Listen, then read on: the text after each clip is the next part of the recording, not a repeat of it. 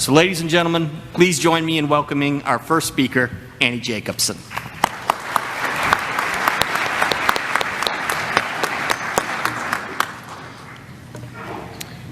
Thank you so much. I'm Annie Jacobsen. I'm a journalist and an author. I write about war, weapons, U.S. national security, and secrets. I'm very interested in history. I'm particularly interested in how history gets recorded and how history gets reported. Yes.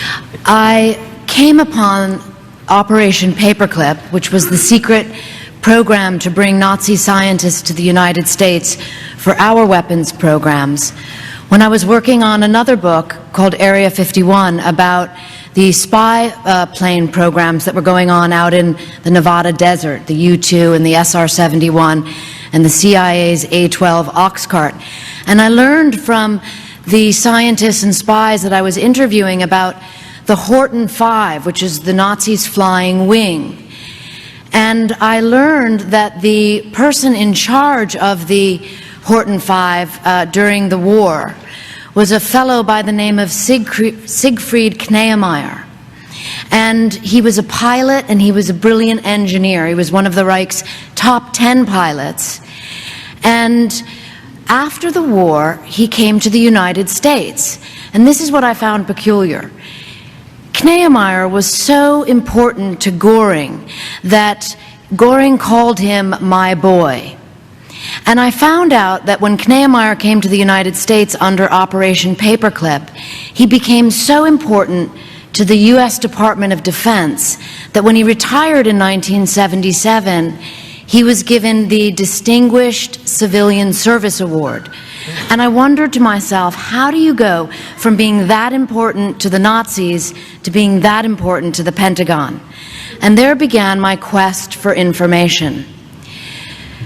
In 1942, Hitler had a dinner party, and he had a small circle of scientists, friends there.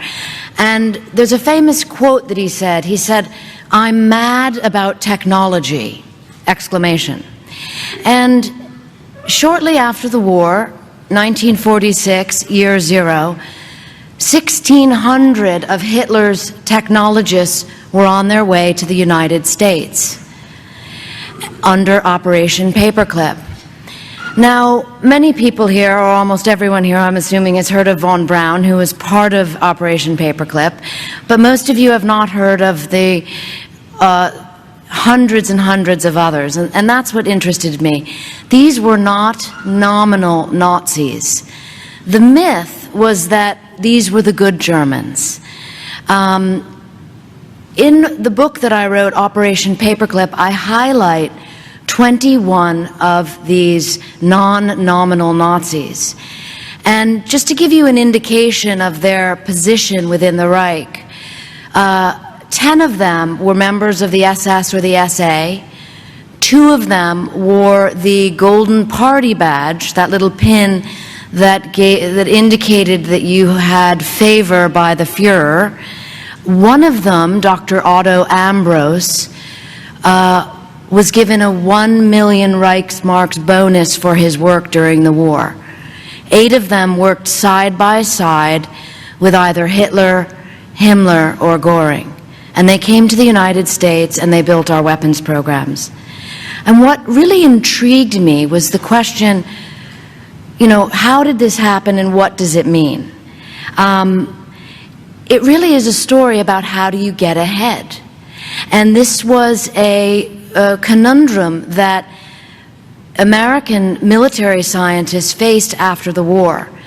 And I'll give you a very brief overview of the program, which went, of how it came to be, which went like this. There was an operation called Alsace, and after the, you know, as the Allies advanced, the Alsace scientists very quickly learned that the Nazis were behind in atomic energy. That was the big fear. But they were ahead in rocketry. It's why von Braun was at the top of the blacklist for capture.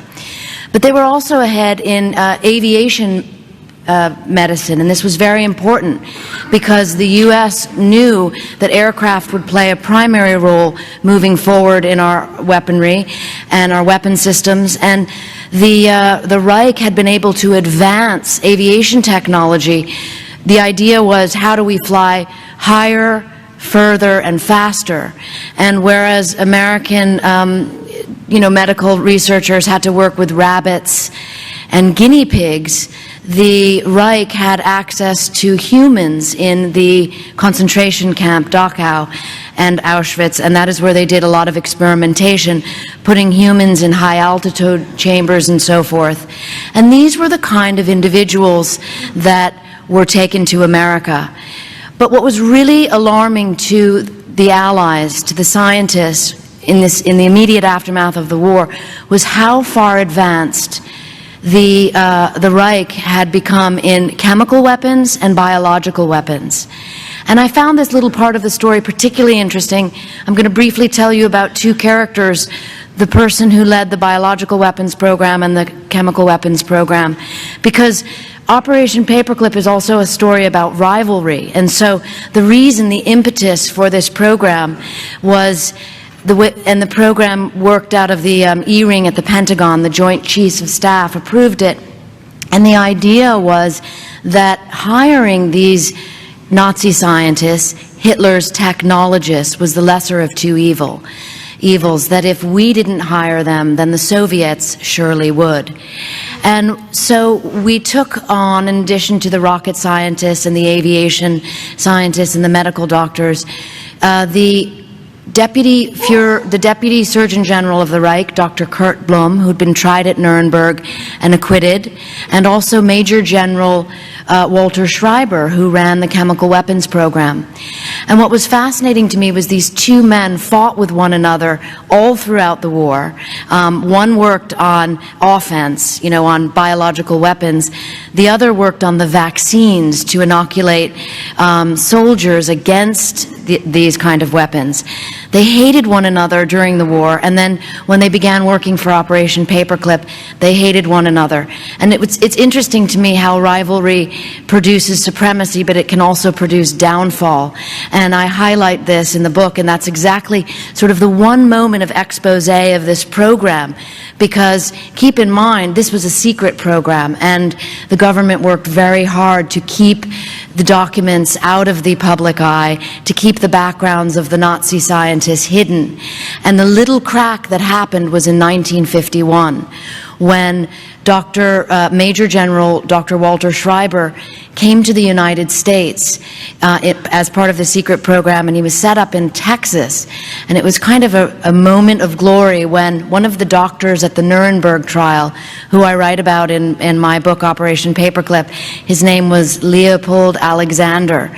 And he had persecuted many of these, or tried to, doctors at the doctor's trial unsuccessfully, and Schreiber was one of the ones who was not present because he'd been captured by the Russians.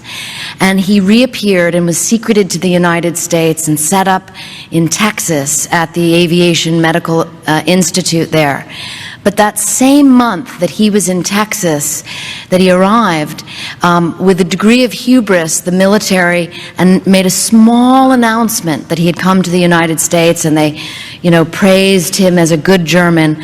But at that same time, Dr. Leopold Alexander was doing pro bono work with some of the very victims of the medical experiments, the few who had survived, at a hospital in Boston.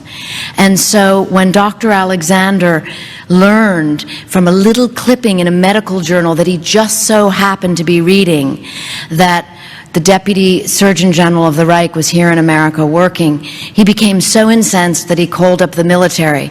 And the military was really over a barrel, and this is the heart and soul of Operation Paperclip, because the scientists knew that the military had a vested interest in keeping their histories secret.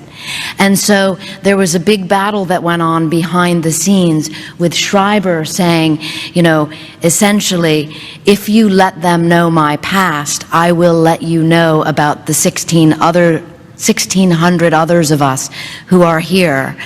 And Dr. Leopold saying, this is an outrage, this man should not be in America working as a doctor. And the fight took place behind scenes until Leopold became so upset that he went to Truman himself. That's a teeny small victory that I share with you in the short amount of time I have to talk about this fascinating program.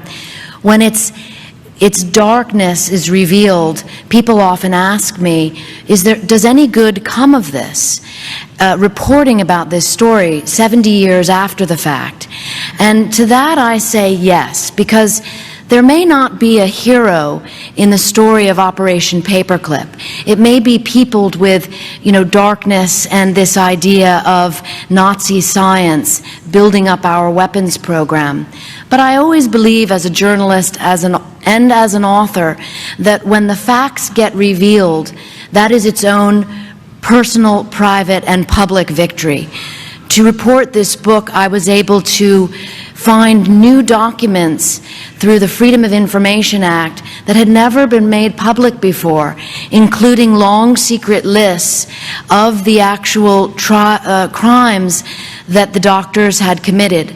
I was able to interview the children of most of the major Nazis that I write about and learn so much about their perspective on history. And that is why I find it so important to care about history, about how history gets recorded and how history gets reported. I thank you all so much, and I look forward to any questions you might have.